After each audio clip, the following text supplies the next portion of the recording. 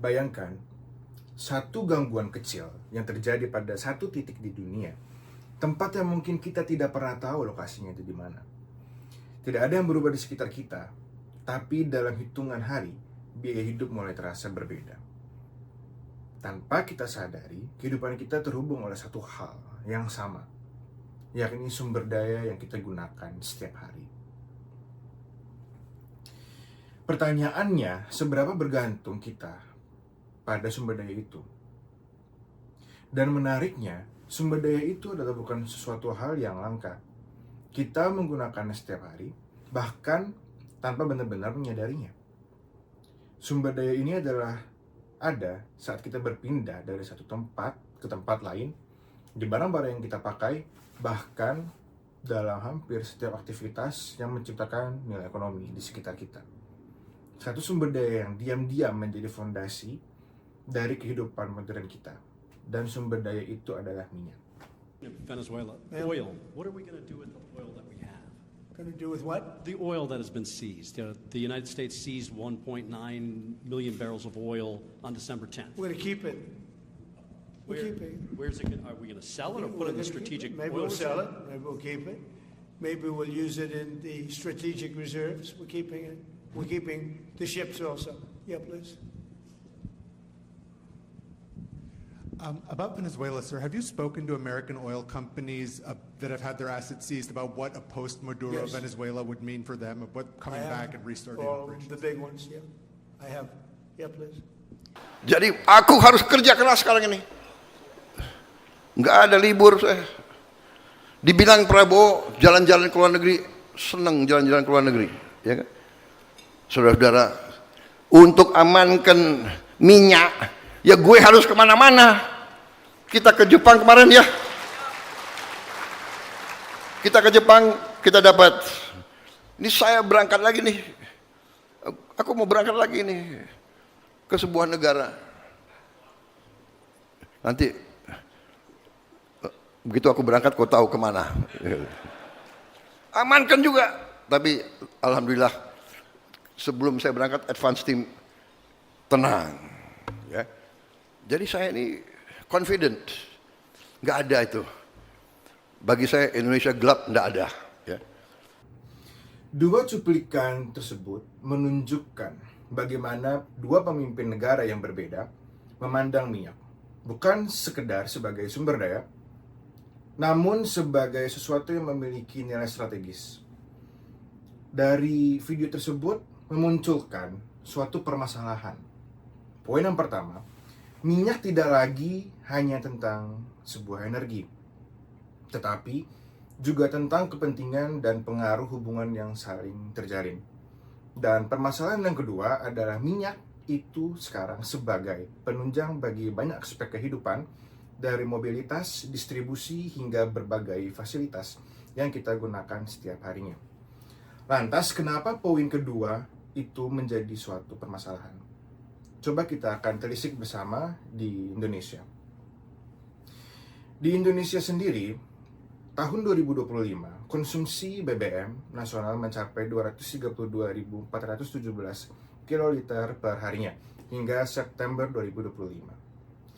Dalam dunia industri, minyak juga dipakai sebagai bahan bakar proses termasuk boiler dan uap yang mencapai 25.776 juta barrel oil equivalent per tahun 2021. Yang ketiga, minyak juga dipakai sebagai aftur untuk penerbangan, dan konsumsi tersebut mencapai 6,2 juta kiloliter, dan untuk aspal sebagai infrastruktur jalan sekitar 85% dipakai pada permukaan jalan.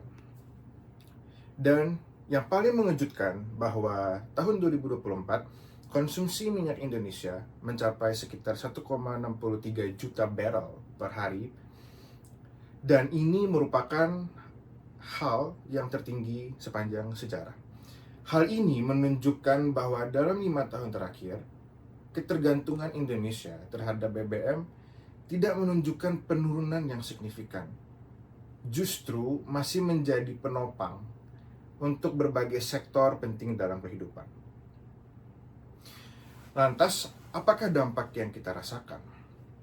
Dampak tersebut tidak hanya terjadi di tingkat global, tetapi juga langsung terasa hingga di kehidupan kita sehari-hari.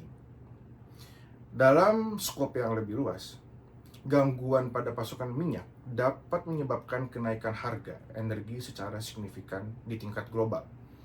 Hal ini pastinya akan memicu inflasi, meningkatkan biaya produksi, dan mengganggu stabilitas ekonomi di berbagai negara.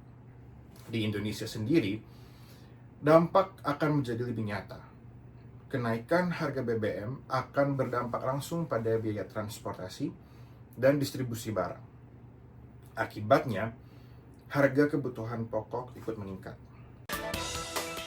Sejumlah SPBU dipadati kendaraan yang ingin mengisi BBM sebelum kenaikan harga pada Sabtu siang. Meski demikian, banyak warga yang kecewa karena harga BBM sudah terlanjur naik ketika mereka masih mengantri. Pengendara terpantau memadati salah satu SPBU di kawasan Mampang Perapatan jelang pukul 14.30 sore atau sebelum kenaikan harga BBM. Kebanyakan pengendara sengaja mengisi BBM untuk menghindari harga lebih mahal setelah pukul 2:30 sore. Meski demikian, banyak pengendara yang kecewa karena di tengah antrean harga BBM sudah terlanjur naik ke harga yang baru. Antri harga sebelum naik. Ternyata udah jam 2:30 tadi udah mulai start harga 10.000. Berarti ini dapat yang harga 10.000. Iya. tetap dibeli. Tetap dibeli lah, mau gimana lagi.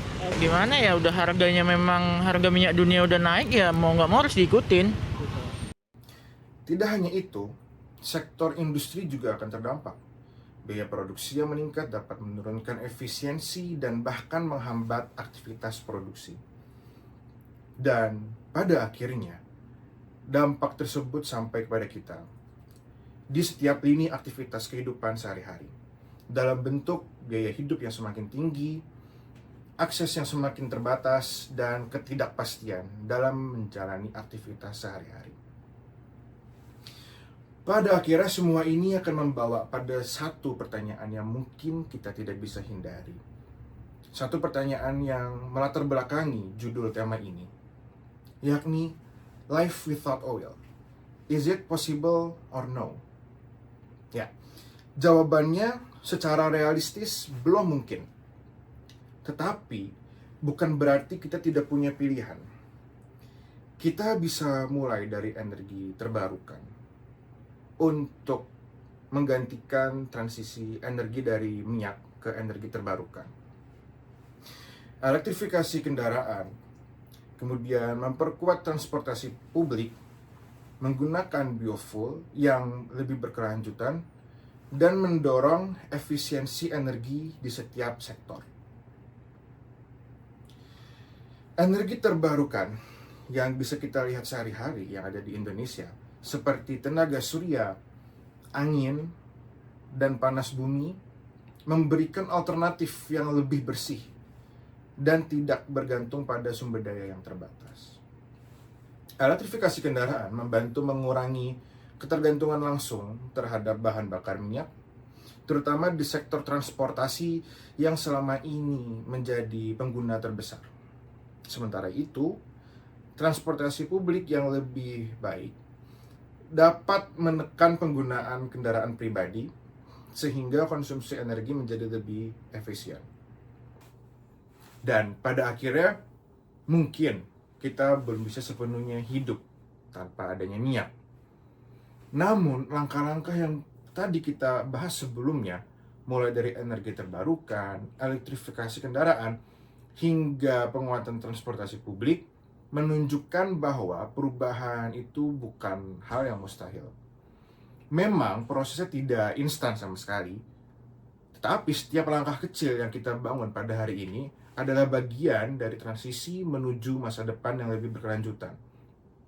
Dan mungkin yang lebih penting bukanlah kapan minyak itu akan habis, melainkan apakah kita sudah siap untuk menjalankan hari-hari tanpa ada yang minyak kalau misalnya hal itu terjadi.